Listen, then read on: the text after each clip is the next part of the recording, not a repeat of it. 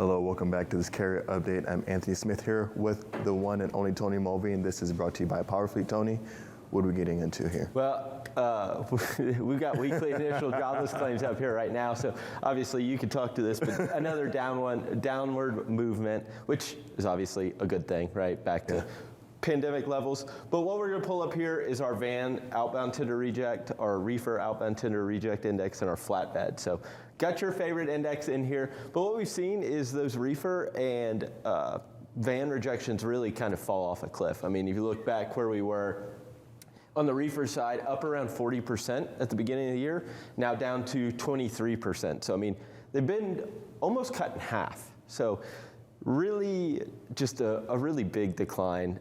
That capacity on the reefer side really starting to loosen up. The van side, kind of a similar trend. We were up around 20%, kind of in line with that overall rejection index, down to just under 14%. So really seeing that downward movement. Flatbed, on the other hand, definitely seen that increase. We've seen it over the course of the last 6 months. Really now it's kind of starting to level out. I mean, it's still pretty volatile, right? A lot of upward, downward movements, but the trend line's pretty flat around that 37% range. So obviously flatbed, you've talked about it a bunch, that construction spending, housing starts, things like that. Seeing that increased activity in the flatbed market, it's leading to these rejection increases. Yeah, I mean, we're looking at that, like you said, construction, activity, manufacturing, upstream, things like that. But when we're looking at this downward movement, we're looking at van, we're looking at reefer. It's almost concerning just to kind of see how long it's been moving downward and how fast it's been moving. Yeah, I think the bigger issue isn't that it's been moving downward. I mean, we've talked about it, that contract rates have just been rising rapidly to catch up with spot rates. I think the issue that we're seeing is this acceleration of that downward movement here in the last month, and month and a half even.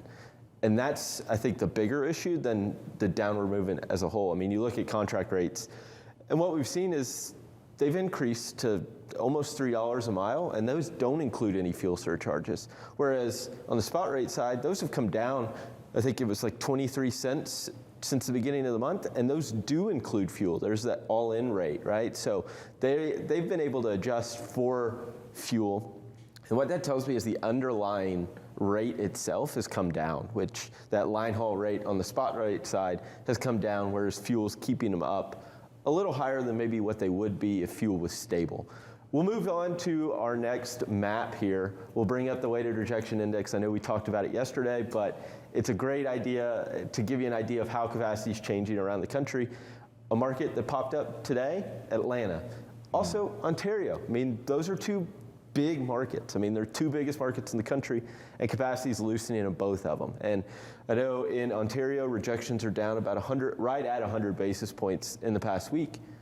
Rejection, the overall index there is right at 5%. I mean, when you think about a 5% rejection rate, those were at 15% throughout the course of 2021. So, I mean, that's a pretty massive decline in a very short amount of time.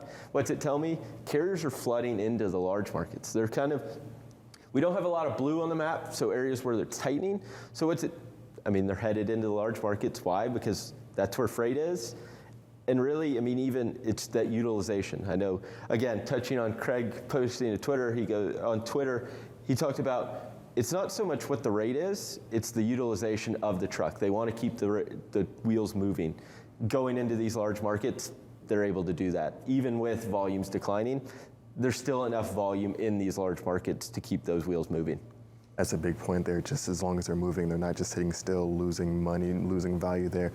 When we're looking at what's going on throughout this industry, this market right now, I mean, it always feels like the larger fleets, of course, are going to be just fine for the most part. But when we start to look at some of the smaller operations, how do you see this really kind of impacting the supply chain?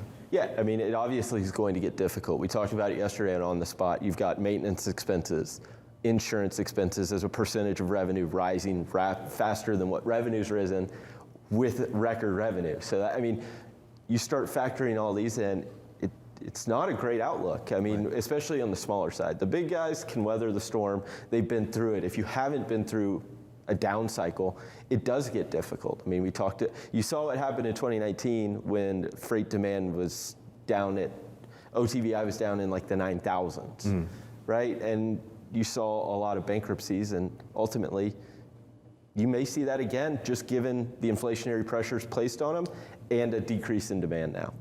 Yeah, it's going to be interesting to see where rates come down to after we start to see fuel potentially stabilize a little bit later on. But Tony, thank you so much for this update. We're going to toss it back over to Kaylee and Michael Vincent.